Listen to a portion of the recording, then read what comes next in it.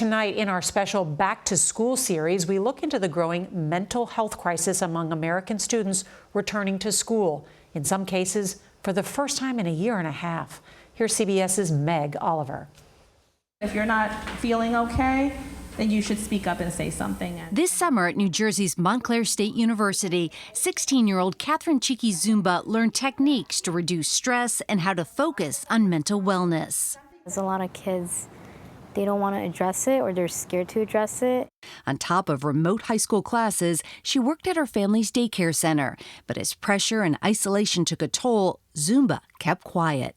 I'll always fake a smile. Were you depressed? Not really depressed, but mostly sad all the time.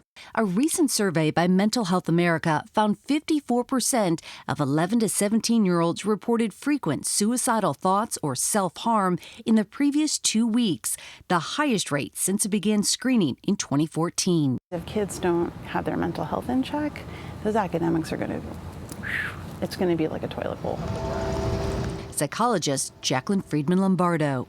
What's your advice to parents and students that are struggling with their mental health right now? Mental health isn't always about seeing a therapist or a psychiatrist. Sometimes it's about becoming involved in your community. It's about making those connections, feeling that you belong. It's happened to you, it happens to us.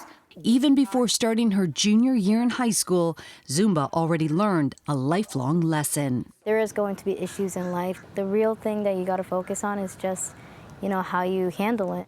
This school year, the lesson is healing children's minds is as important as their academic recovery. Meg Oliver, CBS News, New Jersey.